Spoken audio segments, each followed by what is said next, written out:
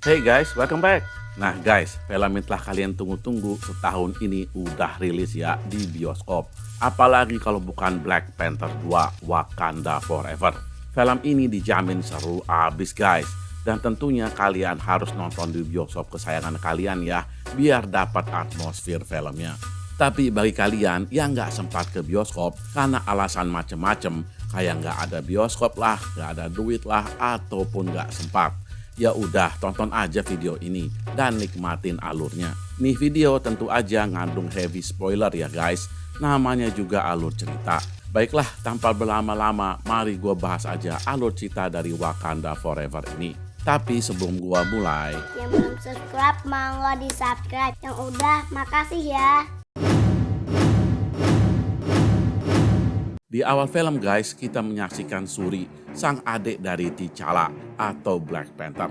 Si Shuri ini terlihat lagi sibuk banget ngebuat replika herbal untuk nyembuhin abangnya. Walaupun terlihat udah nggak ada harapan, tapi dia masih tetap berusaha. Selagi tegang-tegangnya gitu, sang ibu datang dan mengatakan kalau T'Challa udah meninggal. Asli terpukul banget Shuri ngedengar itu guys. Di adegan selanjutnya kita menyaksikan prosesi pemakaman T'Challa yang dihadiri oleh seluruh penduduk Wakanda. Mereka semua dalam suasana berkabung. Setelah prosesi selesai, peti jenazah T'Challa diangkat ke dalam pesawat dan dibawa pergi. Setahun kemudian setelah peristiwa itu, kita dibawa ke kantor PBB di Jenewa, di mana Ramonda, ibu dari T'Challa, telah menjadi Ratu Wakanda menggantikan putranya. Dia diundang oleh Dewan PBB karena kebijakannya yang berubah dan tidak mau membagi vibranium yang dia miliki ke dunia. Delegasi dari Amerika dan Prancis protes ke Ramonda masalah ini. Tapi guys, Ramonda langsung jawab tuduhan itu dengan bilang bukannya dia takut akan kekuatan vibranium, tapi yang dia takutin itu adalah orang-orang yang akan menggunakan vibranium itu karena dia tahu akhlak mereka pada jahat. Dia pun menceritakan kalau ada pasukan khusus dari negara anggota dewan yang baru aja menyerang fasilitas riset Wakanda guna mencuri vibranium.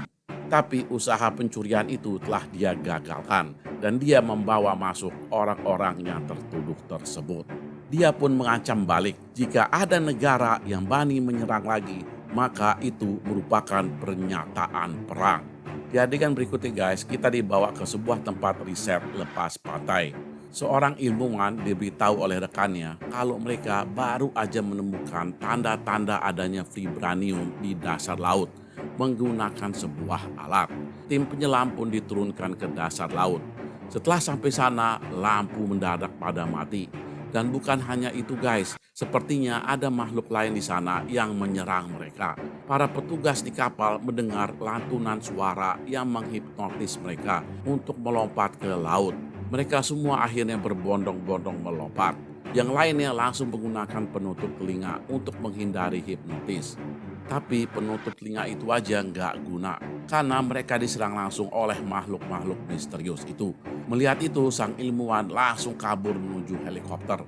Dia berhasil naik dan kabur walaupun dikejar. Tapi naas guys, belum terbang jauh, tuh helikopter udah ditarik oleh sebuah kekuatan dan langsung dibanting ke bawah. Di adegan selanjutnya kita kembali ke Wakanda.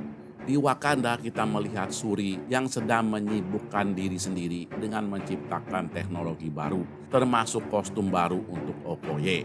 Sang ibu yang sekaligus ratu menasehati Shuri untuk bisa melepaskan perasaan sedihnya atas kematian kakaknya. Jangan dipendam terus, udah setahun ini. Dia pun meminta Shuri untuk ikut dia ke suatu tempat. Mereka berdua pergi dan duduk di suatu tempat yang tenang. Di sini Ramonda menasehati Shuri untuk melepas kemarahannya karena nggak bisa menyelamatin T'Challa. Dia meminta Shuri untuk membakar baju berkabungnya karena ini menandakan selesainya berkabung dan menatap masa depan. Shuri nggak mau, dia belum siap ngelakuin itu. Selagi ngobrol, tiba-tiba guys ada seseorang datang dari dalam sungai. Tuh orang terbang dan memiliki sayap kecil di pergelangan kakinya. Ramonda langsung merasa terancam. Dia kaget kok bisa nih orang datang ke situ. Berarti pertahanan Wakanda telah jebol dong. Tuh orang menjelaskan siapa dirinya. Dia adalah Namor, sang raja Talokan dari kota bawah laut. Namor bilang kalau ada ekspedisi dari Amerika yang berhasil menemukan vibranium milik mereka. Penemuan ini karena sebuah alat pendeteksi. Dia minta bantuan Wakanda untuk mencari siapa ilmuwan yang menciptakan tuh alat dan membawanya ke Namor. Ramonda sepertinya nggak mau nurut sama permintaan Namor, tapi dia juga takut. Namor pun bilang kalau ilmuwannya sudah ketemu, Ramonda bisa menghubunginya melalui alat yang dia berikan. Setelah kejadian itu, Ramonda memanggil Dewan Wakanda. Dia menjelaskan permintaan Namor. Sebagian besar Dewan setuju untuk menuruti permintaan Namor itu. Tapi Mbaku dari suku Jabari enggak setuju. Dia bilang ngapain urut sama Namor? Kenapa nggak dihabisi aja tuh Namor sekalian? Setelah itu Ramonda mendatangi Suri. Si Suri bilang yang membuat alat ini adalah orang jenius. Peralatan yang digunakan adalah sederhana tapi berfungsi dengan baik. Okoye pun bilang kalau gitu sang ilmuwan harus ditangkap. Dia minta izin untuk membawa Suri bersamanya. Ramonda awalnya nggak setuju, tapi akhirnya diizinkan juga guys. Mereka berdua pun pergi ke Amerika dan bertemu sama Agent Ross. Mereka butuh intel dari Agent Ross mengenai identitas ilmuwan itu. Karena berutang budi, Agent Ross pun memberitahu identitasnya. Mereka pun pergi ke kampus MIT. Ilmuwan tersebut ternyata seorang anak kuliahan. Agak kaget sih si Okoye ini. Mereka berdua bertemu sama tuh ilmuwan yang ternyata bernama Riri Williams. Mereka menceritakan kalau nyawa Riri sedang berbahaya dan dia disuruh ikut mereka ke Wakanda. Awalnya si Riri nggak mau, tapi setelah diyakini oleh Okoye, akhirnya dia ikut. Sebelum pergi ke Wakanda, mereka bertiga mampir dulu ke gudang, di mana Riri menyimpan semua penelitiannya. Baru aja sampai di sana, mereka udah dikepung sama anggota FBI. Mereka pun melarikan diri dengan kendaraan yang berbeda. Okoye menggunakan mobil yang ada di gudang. Suri pakai motor. Sedangkan Riri menggunakan kostum seperti Iron Man gitu guys. FBI pun menyerang masuk. Mereka bertiga kabur menghindar. Kejar-kejaran pun terjadi. Para polisi dan FBI nggak bisa ngimbangin mereka bertiga. Bahkan drone mereka yang ada di atas awan berhasil mereka jatuhkan. Mereka bertiga kira udah aman. Tapi enggak guys, tiba-tiba sebuah granat air meledak dan merobohkan mereka bertiga. Suri dan Riri pingsan, hanya Okoye yang sadar. Okoye melawan semua penyerang. Dia berhasil merobohkan beberapa orang, tapi dia kewalahan melawan sang komandan penyerang. Setelah melawan dengan susah payah, Okoye malah terpental ke laut, terkena ledakan granat. Setelah Okoye nggak ada, mereka mau menghabisi Riri. Tapi Suri yang udah siuman mencegahnya. Dia menjelaskan siapa dirinya dan dia mau bertemu sama Namor. Mereka pun setuju dan membawa Riri dan Suri pergi. Okoye ngelihat ini dari kejauhan. Di adegan selanjutnya kita melihat Okoye yang menjelaskan kejadian yang dia alami ke Ratu dan para dewan. Sang Ratu marah besar sama Okoye karena gara-gara dia putrinya hilang diculik. Dia nggak terima. Okoye dipecat dari status jenderal dan diusir oleh Ramonda. Setelah itu Ramonda pergi ke Haiti untuk bertemu sama Nakia, sang mata-mata Wakanda. Si Nakia ini juga mantan kekasihnya T'Challa ya guys. Ramonda meminta bantuan Nakia untuk melacak keberadaan Suri di mana. Karena demi Suri, Nakia yang udah pensiun jadi mata-mata siap melakukannya. Setelah itu guys, kita dibawa ke Suri dan Riri yang ditahan oleh Namor. Suri bertemu dengan Namor. Si Namor menceritakan asal-usul bangsa dia ke Suri. Ternyata ibu Namor adalah seorang manusia biasa. Si Namor ini udah berumur ratusan tahun. Dia memiliki kekuatan super karena ibunya dulu meminum ramuan yang mengandung vibranium sewaktu hamil. Kekuatan ramuan itu membuat semua bangsanya bisa bernapas di dalam air. Dan Namor pun dilahirkan di dalam air. Namor dan bangsanya benci sama manusia di darat. Karena bagi dia manusia di darat itu pada keji dan brutal. Jadi dia pengen ngabisin semua manusia di daratan dan mengharapkan bantuan dari Wakanda. Dia juga bilang jika Wakanda nolak, maka Wakandalah negara pertama yang akan dia serang.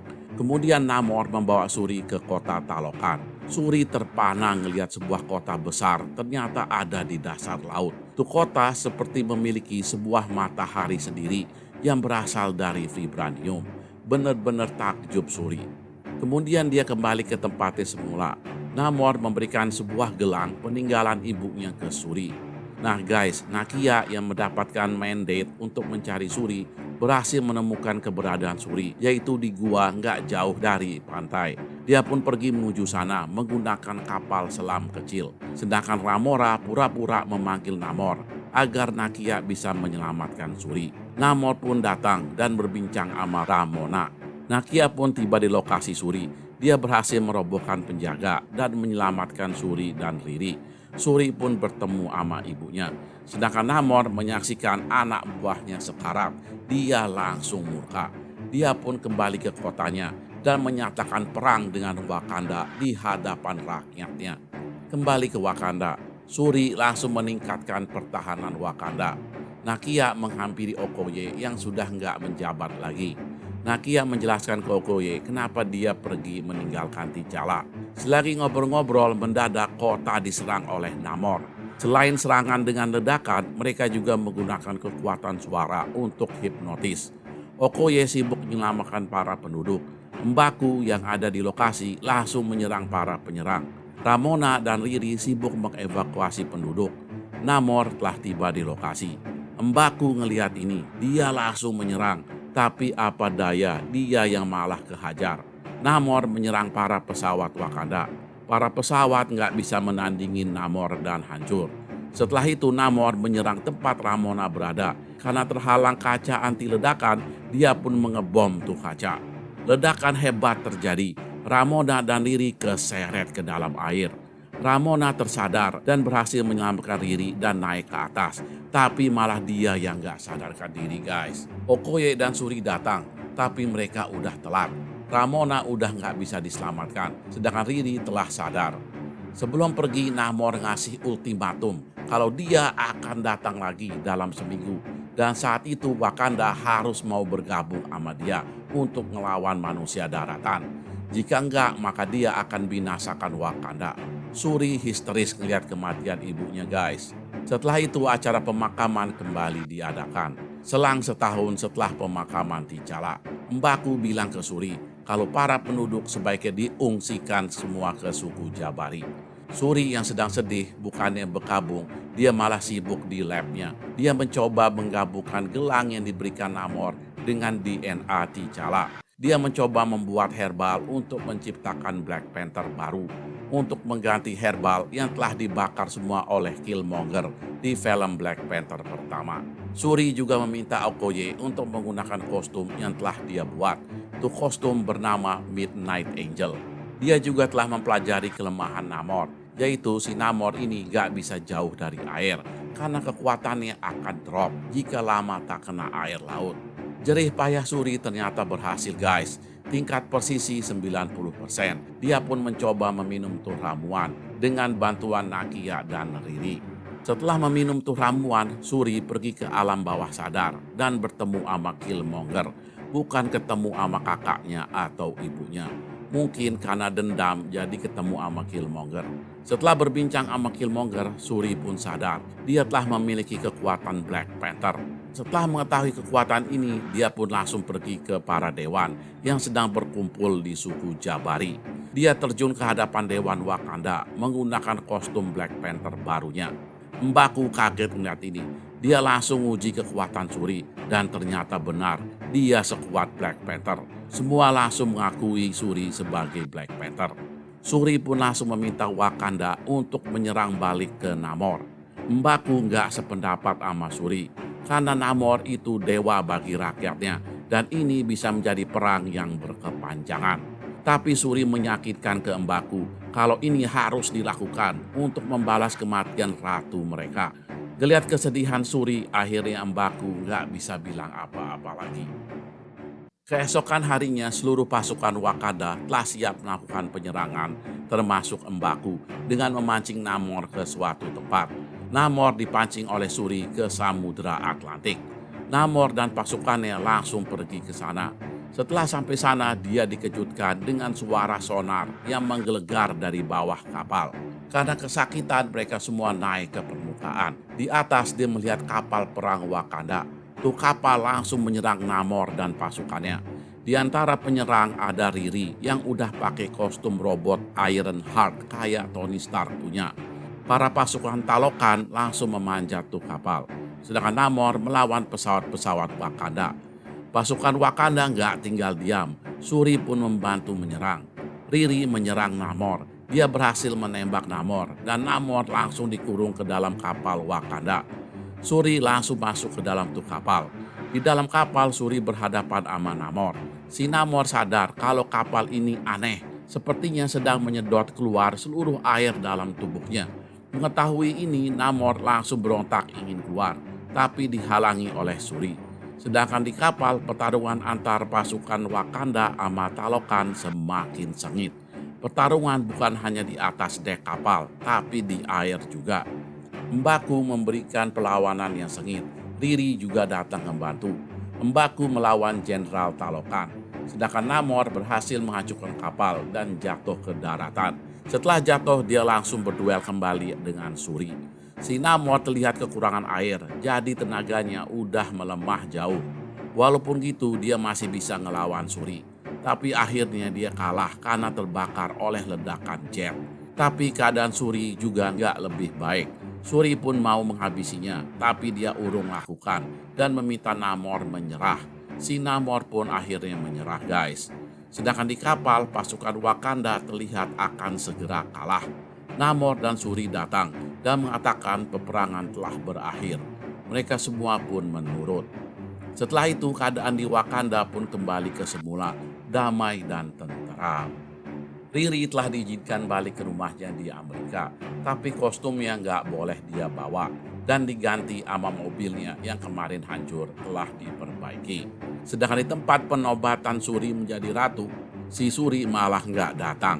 Yang datang malah si Mbaku. Dia datang untuk menantang merebut singgasana Wakanda. Shuri malah pergi ke Tahiti untuk berkunjung ke Nakia. Sedangkan Namor menjelaskan ke jenderalnya kalau dia menyerah itu karena taktik. Biar aja Wakanda mengira dia kalah. Toh nanti Wakanda juga akan kalah ngelawan dunia daratan. Dan nanti Wakanda akan meminta tolong Talokan. Nah guys, di mid credit scene kita melihat Nakia memperkenalkan seorang bocah ke Shuri. Bocah ini ternyata adalah anak Nakia dengan T'Challa. Berarti dia keponakan Shuri. Atau yang lebih tepat, tuh bocah adalah perwaris sah Wakanda dan bukan Shuri. Shuri kaget dan sekaligus senang ngeliat tuh bocah. Ya begitu dah guys, akhir cerita dari Black Panther Wakanda Forever ini. Ceritanya pasti seru kan, walaupun hanya berkutat di Wakanda aja dan gak ada tokoh Avenger lainnya yang muncul. Tapi worth it lah ditonton di bioskop. Cuma gak serunya itu si tokoh Namor. Tokoh sekuat itu bisa kalah telak sama Shuri. Padahal di komik kekuatan Namor kan luar biasa. Oh ya, kita juga masih penasaran ya sama Mbaku. Kira-kira berhasil nggak dia dalam tantangannya ngerebut singgasana Wakanda? Baiklah guys, jangan lupa tonton film kita yang lain ya. Dan klik subscribe, like, and share. Thank you for watching and see you on my next video. Jangan lupa tonton video kita yang lain ya guys. Dan jangan lupa klik subscribe. See you.